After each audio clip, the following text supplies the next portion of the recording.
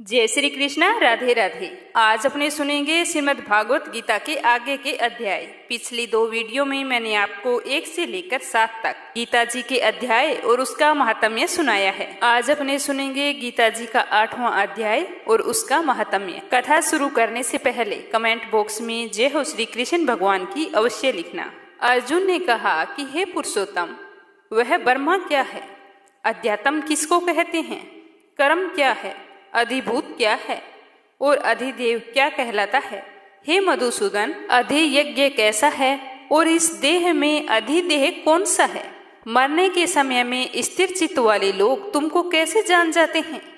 तो श्री कृष्ण भगवान बोले कि जो अविनाशी और सबसे श्रेष्ठ है वही ब्रह्मा है। प्रत्येक वस्तु का स्वभाव अध्यात्म कहलाता है और समस्त चराचर की उत्पत्ति करने वाला जो विसर्ग है वही कर्म है। जो देह आदि नाशवान वस्तु है वह अधिभूत कहलाता है। विश्व रूप जो विराट पुरुष है वह अधिदेव है। और हे पुरुषों में सबसे श्रेष्ठ इस देह में मैं ही अधियज्ञ हूँ। जो अनंत काल में मेरा ध्यान करता हुआ शरीर त्याग करता है वह निसंदेह मेरे स्वरूप को पाता है। हे कुंती पुत्र, अंत समय में मनुष्य जिस वस्तु का स्मरण करता हुआ शरीर त्यागता है वह उसी को पाता है। इसी कारण सदैव मुझ में ही मन और बुद्धि को त्याग कर मेरा ही स्मरण करते हुए युद्ध करो। तुम निसंदेह मुझको आ मिलोगे। हे पार्थ, अभ्यास रूप योगों से युक्त हो दूसरी ओर ना जाने वाले मन से सदा चिंतन करता हुआ पुरुष परम और दिव्य पुरुष को प्राप्त होता है। वह भक्ति युक्त पुरुष अंत काल में भी योग बल से भ्रकुटी के मध्य में प्राण को अच्छी प्रकार स्थापित करके फिर निश्चल मन से स्मरण करता हुआ उस दिव्य रूप परम पुरुष परमात्मा को ही प्राप्त होता है। वेद के जानने वाले विद्वान जिस सच्चिदानंद घन रूप परम पद को अविनाशी कहते हैं, आसक्ति रहित यतनशील सन्यासी महात्मन जन जिसमें प्रवेश करते हैं और जिस पद को चाहने वाले ब्रह्मचारी लोग ब्रह्मचर्य का आचरण करते हैं, उस परम पद को मैं तुम्हें बताऊंगा। सब इंद्रियों के द्वारों को रोककर तथा मन को हृदय में स्थिर करके फिर उस जीते हुए मन के द्वारा प्राण को मस्तक में स्थापित करके परमात्मा संबंधी योग धारणा में स्थित होकर जो पुरुष ओम इस एक अक्षर रूप ब्रह्मा को उच्चारण करता हुआ और उसके अर्थ स्वरूप मुझ निर्गुण ब्रह्मा का चिंतन करता हुआ शरीर को त्याग कर जाता है वह पुरुष परम गति को प्राप्त होता है। हे अर्जुन, जो पुरुष मुझ में अनन्य चित होकर सदा ही निरंतर मुझ पुरुषोत्तम को स्मरण करता है उस नित्य निरंतर मुझ में युक्त हुए योगी के लिए मैं सुलभ हूँ, अर्थात उसे सहज ही प्राप्त हो जाता हूँ।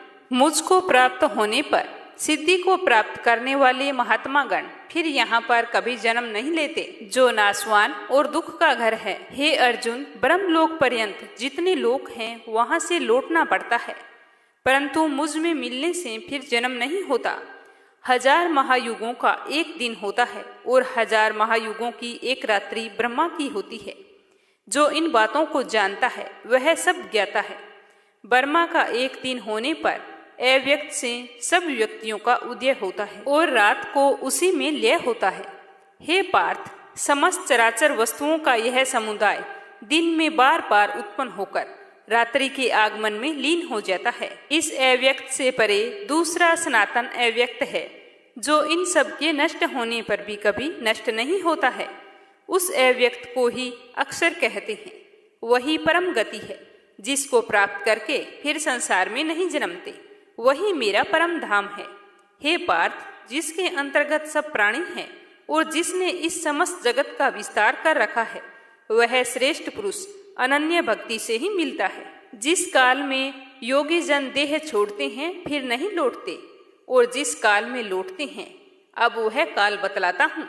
जिस काल में अग्नि प्रकाश और दिन शुक्ल पक्ष हो ऐसे उत्तरायण के 6 महीने में मृत्यु को प्राप्त हुए ब्रह्मा को प्राप्त होते हैं। धूमर रात कृष्ण पक्ष दक्षिणायन के 6 महीने इनके मध्य गमन करने वाले चंद्रमा की ज्योति को पहुँचते हैं और लौट आते हैं।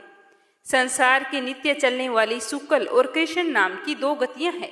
एक से आने पर लौटना पड़ता है और दूसरी पर फिर लौटना नहीं होता। हे पार्थ, योगी इन दोनों गतियों का तत्व जानता है, इसी से मोह में नहीं पड़ता। अतः हे अर्जुन, तुम सदा योग युक्त हो।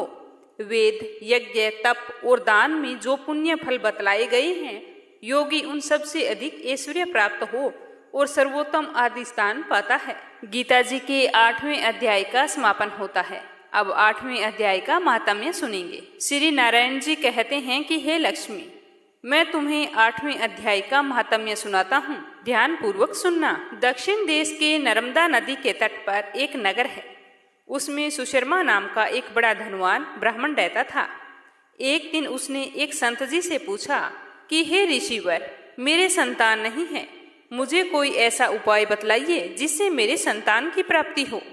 तो ऋषिवर ने कहा कि तू अश्वमेघ यज्ञ कर और एक बकरा देवी को चढ़ा, देवी तुझको पुत्र देगी। तब उस ब्राह्मण ने यज्ञ का आयोजन किया और एक बकरा मोल ले लिया। फिर उसको स्नान करवा के मेवा खिलाया और जब उसे मारने लगा तब वह बकरा कह कह शब्द करके हंसने लगा। तब ब्राह्मण ने पूछा कि हे बकरे, तू हंस क्यों रहा है? तो बकरा बोला कि मेरे भी पिछले जन्म में संतान नहीं थी। एक ब्राह्मण ने मुझे भी अश्वमेघ यज्ञ करने को बोला था और एक बकरे की बलि देने को कहा था। मैंने सारी नगरी में बकरा ढूंढा पर मुझे कहीं भी बकरा नहीं मिला। ढूंढते ढूंढते मुझे एक बकरी का बच्चा दूध पीता हुआ नजर आया। मैंने उसके मालिक से उस बकरी और उसके बच्चे को खरीद लिया और घर ले आया। और जब बकरी के बच्चे को बकरी के स्तन से दूर करके यज्ञ करने लगा तब बकरी बोली कि अरे ब्राह्मण, तू ब्राह्मण नहीं है जो मेरे पुत्र को होम में दे रहा है, तू तो महापापी है। क्या तूने कभी यह सुना है कि किसी पराये पुत्र को मारने से पुत्र की प्राप्ति होती है? तू स्वयं पुत्र पाने के लिए मेरी संतान को मार रहा है, तू तो निर्दयी है, तेरे पुत्र कभी नहीं होगा। इस प्रकार वह बकरी कहती रही, पर मैंने उसके बच्चे को हवन में होम दिया। तो यह देखकर बकरी ने मुझे श्राप दिया कि जा, तेरा गला भी इसी भांति कटेगा। इतना कहकर बकरी तो तड़प तड़प कर मर गई, लेकिन मुझे संतान की प्राप्ति नहीं हुई। फिर काल आया, यमदूत मारते मारते मुझे धर्मराज के पास ले गए। धर्मराज ने कहा कि इसे नरक में दे दो, यह तो बहुत ही बड़ा पापी है। फिर मैंने नरक को भुगत कर वानर की योनि में गया। वहां से मुझे एक बाजीगर ने मोल ले लिया। फिर वह मेरे गले में रज्जू डालकर द्वार द्वार पर सारा दिन भीख मांगता फिरता, खाने को थोड़ा सा देता। जब मैं वानर देह से छूटा तो मैंने कुत्ते का जन्म पाया। एक दिन मैंने किसी की रोटी चुरा ली तो उसने ऐसी लाठी मारी कि मेरी तो पीठ ही टूट गई और उस दुख से मेरी मृत्यु हो गई। फिर घोड़े की देह को पा लिया। उस घोड़े को बटियारे ने मोल ले लिया। सारा दिन चलाता, खाने पीने को कुछ भी नहीं देता। जब शाम को घर लेकर आता तो थोड़ा सा चारा डालकर छोटी सी रस्सी से इस तरह बांध देता कि मैं मक्खी भी नहीं उड़ा सकता। एक दिन 2 बालक और एक कन्या मेरे ऊपर चढ़कर चलने लगे तो वहां पर अत्यंत कीचड़ था। मैं वहां पर फंस गया। वो मुझे मारने लगे, लेकिन कीचड़ की वजह से मैं वहां से नहीं निकल पाया क्योंकि मैं तो बिल्कुल ही कमजोर हो चुका था। तो वो मुझे जोरों से मारने लगे तो मेरी वहां पर मृत्यु हो गई। इस तरह मैंने अनेक जन्म भोगे और अब मैंने बकरे का जन्म पाया है। मैंने तो सोचा था कि जिसने भी मुझे मोल लिया है मैं वहां पर सुख पाऊंगा, किंतु तू तो छुरी लेकर मुझे मारने लगा है। तब ब्राह्मण ने कहा कि हे बकरी, तुझे भी जान प्यारी है। अब मैं अपने नेत्रों से देखी हुई कहता हूँ, सो ध्यान पूर्वक सुनना। कुरुक्षेत्र में चंद्र सुशर्मा राजा स्नान करने आया। उसने ब्राह्मण से पूछा कि ग्रहण में क्या दान करूं? उसने कहा, राजन, काले पुरुष का दान कर। तब राजा ने काले लोहे का पुरुष बनवाया, नेत्रों में लाल जड़वाकर सोने के आभूषण पहनाकर तैयार किया। वह काला पुरुष कह कह करके हंसने लगा। तो राजा तो यह देखकर डर गया और सोचने लगा कि यह तो बड़ा अवगुण है जो लोहे का पुरुष हंस रहा है। जब राजा उसे दान करने लगा तो वह फिर से हंसा और ब्राह्मण को कहने लगा कि हे ब्राह्मण, तू मुझे लेगा? तब ब्राह्मण ने कहा कि मैंने तो तेरे जैसे कई बचाए हैं। तो ब्राह्मण की बात सुनकर काले पुरुष ने कहा, तू मुझको वह कारण बता जिस कारण से तूने अनेकों दान पचाए हैं। तब वह ब्राह्मण बोला कि जो गुण मेरे में है सो मैं ही जानता हूँ। तब वह काला पुरुष कह कह कर फट गया। उसमें से एक और कलिका की मूर्ति बाहर निकल आई। तब ब्राह्मण ने श्री गीता जी के 8वें अध्याय का पाठ किया। जैसे ही 8वां अध्याय उस कलिका मूर्ति ने सुना तो उसने देह पलटी। जल की अंजलि भरकर उस ब्राह्मण ने मूर्ति पर छिड़का। जल के छिड़कने से तत्काल उसकी देह पलटी और वह देवदेही को प्राप्त हो गई। विमान पर बैठकर बैकुंठ को चली गई। तब उस राजा ने कहा कि तुम्हारे में भी कोई ऐसा है जिसके शब्द से मैं भी अधम देह से मुक्ति पाऊं। तब उस ब्राह्मण ने कहा, मैं वेद पाठी हूँ। उस नगर में एक साधु भी गीता पाठी था, जिससे 8वें अध्याय का पाठ सुनकर राजा की देह पलटी। दिव्य देह पाकर बैकुंठ को गया और कहता गया कि हे ब्राह्मण, तुम भी गीता का पाठ कर, तेरा भी उद्धार होगा। तो यह सुनकर वह ब्राह्मण भी गीता जी का नियमित रूप से पाठ करने लगा। बोलो श्री हरि विष्णु की जय हो।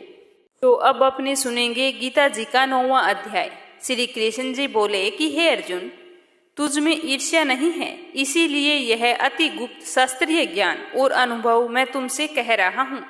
इसे जानकर तुम्हारा कुछ भी अशुभ न होगा। यह ज्ञान सब विद्याओं में श्रेष्ठ तथा सब गोपनीय में गुप्त एवं परम पवित्र, उत्तम, प्रत्यक्ष फल वाला और धर्म युक्त है। साधन करने में बड़ा सुगम और नष्ट नहीं होता।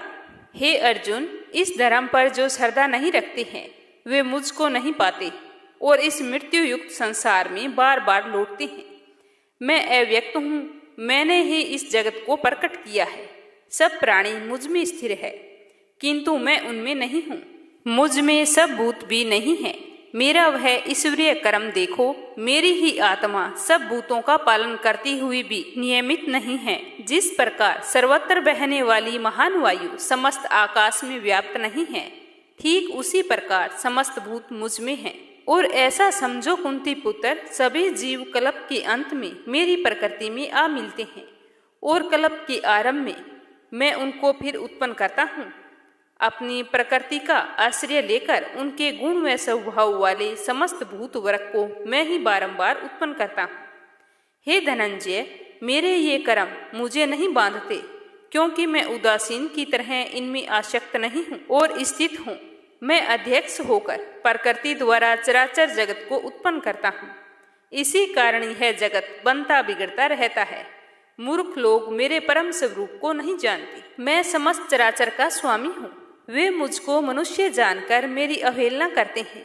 उनकी आशा व्यर्थ, कर्म निष्फल, ज्ञान निरर्थक और चित्त भ्रष्ट हैं, और वे उस आसुरी प्रकृति के वश में हैं जो मोह को उत्पन्न करती है। हे पार्थ, विवेकी जन जो देवी प्रकृति में स्थित है, वे मुझे सब संसार का आदि अविनाशी जानकर अनन्य मन से भजते हैं। वे दृढ़वर्ती सदा मेरा यत्न पूर्वक कीर्तन करते हैं, नमस्कार करते हैं और भक्ति पूर्वक उपासना भी करते हैं। कोई लोग ज्ञान से, कोई लोग योग से पूजन करते हुए मेरी उपासना करते हैं। कोई एकत्व से, कोई पृथक्त्व से और कोई मुझे अनेक रूपों वाला विश्व रूप मानकर मेरी उपासना करते हैं। श्रोत यज्ञ मैं हूँ, स्मार्त यज्ञ मैं हूँ, पितृ यज्ञ मैं हूँ तथा औषधि मंत्र होम का साधन कृत अग्नि और हवन भी मैं ही हूँ। इस जगत का पिता, माता धारण करता, पिता में जानने योग्य पदार्थ, ओंकार, ऋग्वेद, सामवेद और रजुवेद मैं ही हूँ। गति पालन करता, प्रभु साक्षी निवास स्थान, रक्षक, मित्र, उत्पन्न करने वाला, संहार कारक, आधार, प्रलय स्थान और अविनाशी बीज मैं ही हूँ। सूर्य रूप से तपता हूँ, मैं वर्षा रोकता हूँ, मैं ही वर्षा करता हूँ तथा हे अर्जुन, मैं ही अमृत और मृत्यु भी हूँ, सत्य और असत भी मैं ही हूँ।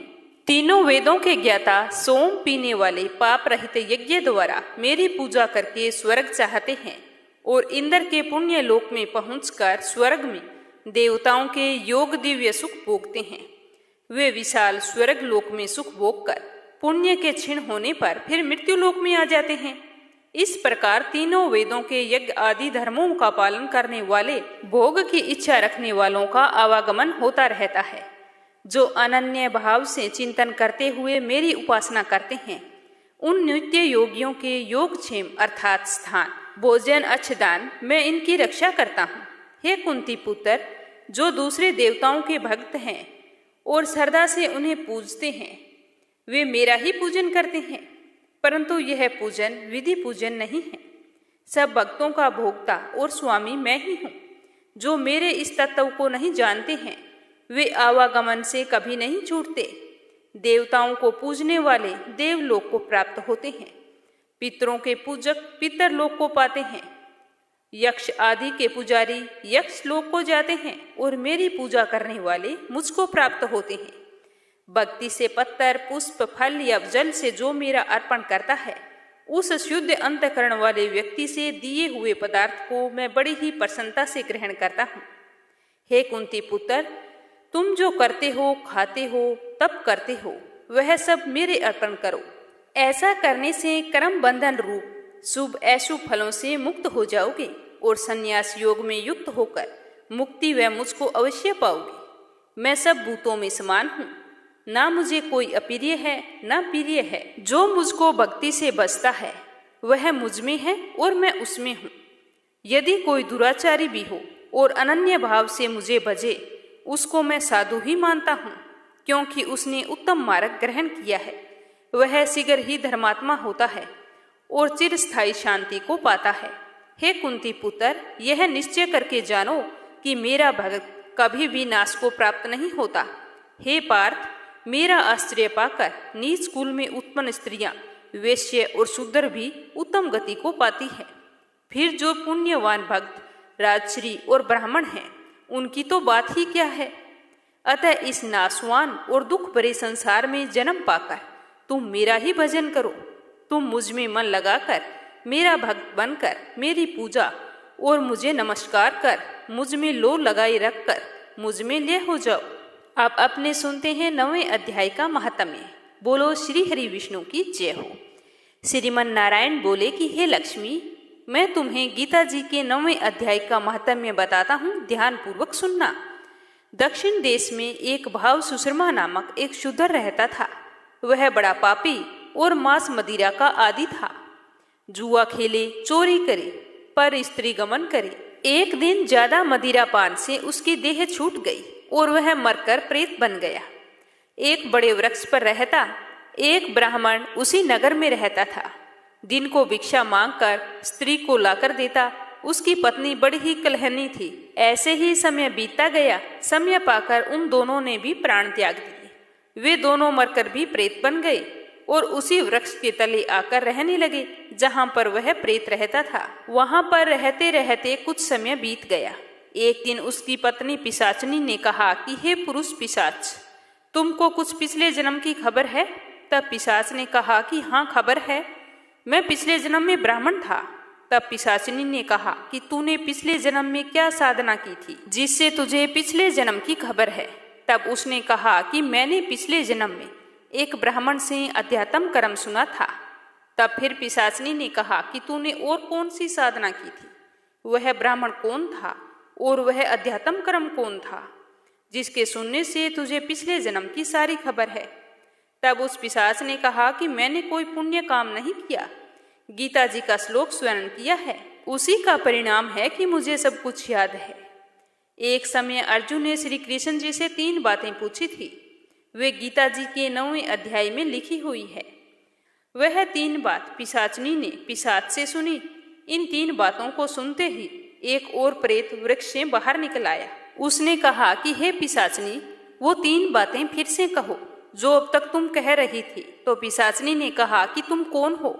मैंने कुछ नहीं सुनाया है, मैं तो अपने भरतार से सुन रही हूँ कि वह कौन सा कर्म था जिसकी वजह से तुम्हें पिछले जन्म की खबर रही है। तो ऐसा कहने पर उसके भरतार पिशाच ने फिर से वो 3 बातें बताई, जिनको सुनते ही प्रेत देही छोड़कर तीनों को तत्काल ही देव देही की प्राप्ति हुई। स्वर्ग से विमान आए, उन पर चढ़कर बैकुंठ को प्राप्त हुए। श्री नारायण जी ने लक्ष्मी जी से कहा कि हे लक्ष्मी जी, यह 9वें अध्याय का महात्म्य है। जो भी व्यक्ति इसे श्रद्धा पूर्वक सुनता है वह मोक्ष को प्राप्त होता है। अब सुनेंगे गीता जी का 10वां अध्याय। श्री कृष्ण ने कहा कि हे महाबाहो, और भी मेरे कल्याणकारक वचन तुम आज सुनो। तुम पर मेरी अत्यंत प्रीति है, इसीलिए मैं तुम्हारे कल्याण के लिए तुम्हें यह बता रहा हूँ। मेरी उत्पत्ति का हाल ना तो देवगण जानते हैं और ना ही महर्षि लोग जानते हैं। मैं ही देवों और महर्षियों का आदि कारण हूँ। जो मुझ में अजन्मा, अनादि और सब लोगों का ईश्वर जानते हैं, वे मोह रहित हो सब पापों से छूट जाते हैं। बुद्धि, ज्ञान, असमोह, क्षमा, सत्य, दम, शम, दुख, जन्म मरण, भय और अभय, अहिंसा, समता, संतान, तप, दान, यश, अपयश इत्यादि जो अनेक प्रकार के भाव हैं, वो सब मुझसे ही उत्पन्न होते हैं। 7 महर्षि और उनसे पहले 4 मनुष्य मेरे मन से उत्पन्न हुए हैं। जगत के समस्त प्राणी उनसे उत्पन्न हुए। जो मनुष्य मेरी इस विभूति को भली भांति जानते हैं, वे निश्चय योग से सिद्ध होते हैं। अतः इसमें कोई संदेह नहीं है। यही जानकर कि मैं ही सब उत्पत्ति का कारण हूँ और मुझसे ही सबकी प्रवृत्ति होती है, विवेकी पुरुष मेरी उपासना करते हैं। वे मुझ में ही अपने चित्त और प्राणों को लगाकर एक दूसरे को समझते हुए भजन करते हुए सदा सुखी और संतुष्ट रहते हैं। चित्त का समाधान करके प्रीति पूर्वक भजन करने वालों को मैं ऐसा बुद्धि योग देता हूँ जिससे वे मुझे प्राप्त कर लेते हैं। उन पर अनुग्रह करके भी उनकी बुद्धि में स्थित होकर देदीप्यमान ज्ञान दीपक से अज्ञान मूलक संसारी अंधकार का नाश करता हूँ। तो यह सुनकर अर्जुन ने कहा कि आप पर ब्रह्मा हो, परम धाम हो, परम पवित्र, अचल और दिव्य पुरुष हो, आदि देव हो, अजन्मा हो, सन्यासी हो। तुमको सब ऋषि, देव ऋषि, नारद, आशक्ति, देवयज्ञ और व्यास जी भी ऐसा कह गए हैं और स्वयं तुम भी कह रहे हो। हे केशव, जो तुमने मुझसे कहा है सो मैं सब सत्य मानता हूँ। हे भगवान, देवता और दानव इन दोनों ने ही तुम्हारे रूप को नहीं जाना है। सब जीवों के उत्पन्न करने वाले भूतेश, हे देव जगतपति, हे पुरुषोत्तम, आप स्वयं ही अपने को जानते हैं। अतः आप अपनी उन दिव्य विभूतियों का हाल पूर्णतया वर्णन कीजिए, जिनके द्वारा आप इन सब लोकों में व्याप्त हो रहे हैं। हे योगिन, हे भगवान, सदैव आपका चिंतन करता हुआ मैं आपको किस प्रकार से जान सकता हूँ? आपका ध्यान किन किन भावों से करना योग्य है? हे जनार्दन, कृपया करके अपनी माया और विभूतियों को विस्तार पूर्वक बताइए। इस अमृत रूपी आपकी वाणी को सुनने से मेरा मन तृप्त होता है। तो श्री भगवान जी ने कहा, मेरा विस्तार तो अनंत है, तो भी मुख्य मुख्य विभूतियों को मैं तुम्हें सुनाता हूँ, ध्यान पूर्वक सुनना। हे गुणाकेश, समस्त भूतों के अंतकरण में रहने वाली आत्मा मैं ही हूँ। मैं आदित्यों में विष्णु, प्रकाश में अनेक किरणों से भूषित सूर्य, मृदु गणों में मरीचि और नक्षत्रों में चंद्र हूँ। मैं वेदों में सामवेद, देवों में इंद्र, इंद्रियों में मन और भूत मातर में चैतन्य हूँ। मैं रुद्रों में शिव, यक्ष राक्षसों में कुबेर, 8 वसुओं में अग्नि और पर्वत में सुमेरु हूँ। हे पार्थ, पुरोहितों में बृहस्पति, सेनापतियों में स्कंद और जलाशयों में समुद्र मैं ही हूँ। मैं महर्षियों में भृगु, वाणी में एक अक्षर ओमकार, यमों में जप, यज्ञ और स्थावरों में हिमालय मैं ही हूँ। वृक्षों में पीपल, देव ऋषियों में नारद, गंधर्वों में चित्ररथ, सिद्धों में कपिल मुनि, वेदों में अमृत से उत्पन्न उच्छ्रवा, गजेंद्रों में ऐरावत और मनुष्यों में राजा मैं ही हूँ। शास्त्रों में बजर, गौओं में कामधेनु, प्रजा की उत्पत्ति करने वालों में कामदेव और सर्पों में वासुकी मैं ही हूँ। नागों में शेष नाग हूँ, जलचरों में वरुण, पितरों में अर्यमा और शासन करने वालों में यम मैं ही हूँ। दैत्यों में प्रहलाद, ग्रास करने वालों में काल, मृगों में सिंह और पक्षियों में गरुड़ मैं ही हूँ। शुद्ध करने वालों में वायु, शस्त्रधारियों में राम, मछलियों में मगर, नदियों में गंगा मैं ही हूँ। हे अर्जुन, मैं सब प्राणियों का आदि मध्य अंत, विद्याओं में अध्यात्म विद्या और वाद विवाद में मैं ही हूँ। अक्षरों में आकार, समासों में द्वंद्व अक्षय काल और 4 मुख वाला ब्रह्मा मैं ही हूँ। सबकी रहने वाली मृत्यु, भविष्य में होने वाले पदार्थों की उत्पत्ति, स्त्रियों में कीर्ति, लक्ष्मी, वाणी, स्मृति, मेधा, धृति और क्षमा मैं ही हूँ। साम वेद में वृहत्साम, छंदों में गायत्री, मास में मार्गशीर्ष और ऋतुओं में बसंत मैं ही हूँ।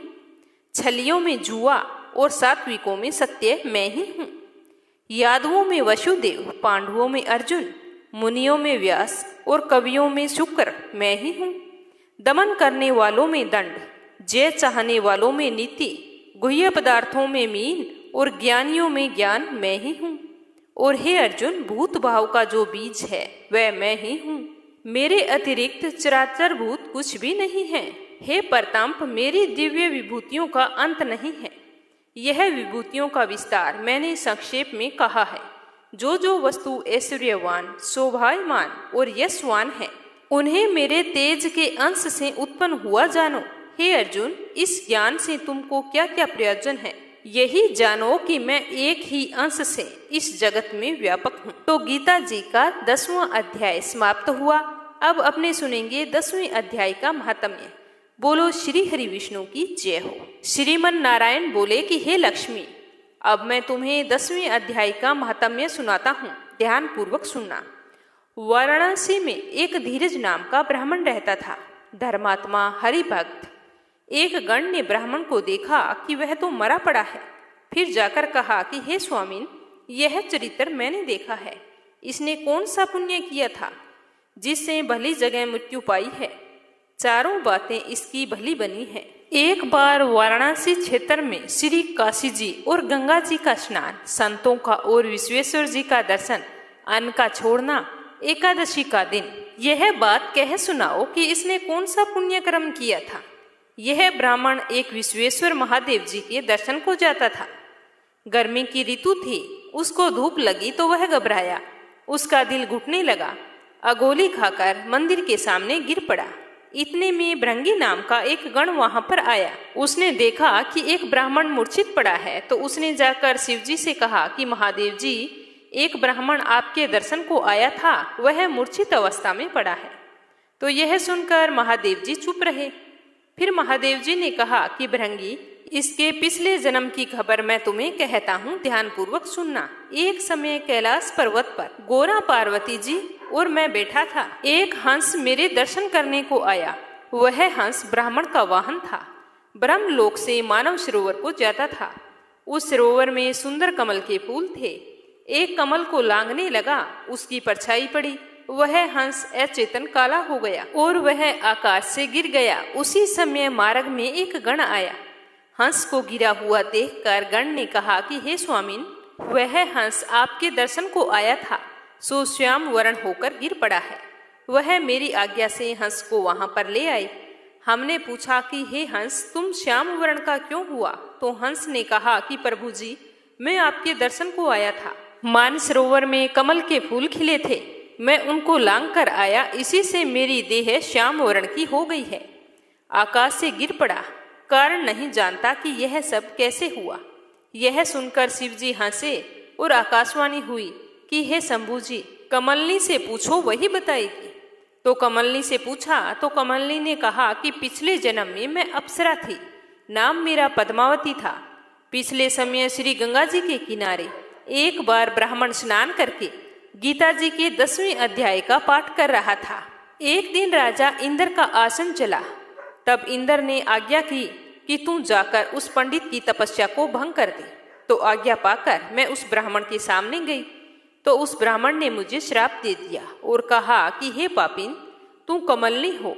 उसी समय मैं कमलनी हुई। अब मैं गीता जी के 10वें अध्याय का पाठ करती हूँ। उसी तेज से मेरा तेज है, मुझको लांघने वाला काला होकर अचेत हो जाता है। तब हंस ने कहा कि कैसे मेरा श्याम वर्ण श्वेत वर्ण होएगा और तुम भी किस तरह कमलनी की देह से छूटकर देवदेही को पाएगी। तब कमलनी ने कहा कि कोई गीता जी के 10वें अध्याय का पाठ सुनाए तो मेरा उद्धार होगा।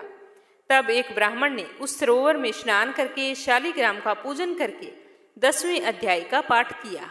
उसे सुनकर हंस और कमलनी दोनों का उद्धार हो गया। हंस श्वेत वर्ण का हो गया और कमलनी देवकन्या हो गई। हे लक्ष्मी, जो भी मनुष्य गीता जी के 10वें अध्याय को सुनता है उसे हर दोष से मुक्ति मिलती है। तो इस तरह गीता जी का 10वां अध्याय और महात्म्य समाप्त हुआ।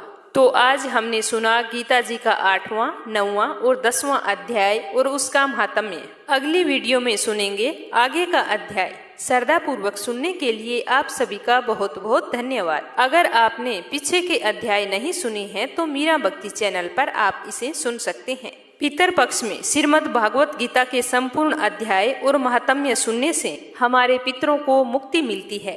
जिससे वो खुश होकर हमें सुख सौभाग्य का आशीर्वाद देते हैं। जय श्री कृष्णा। राधे राधे।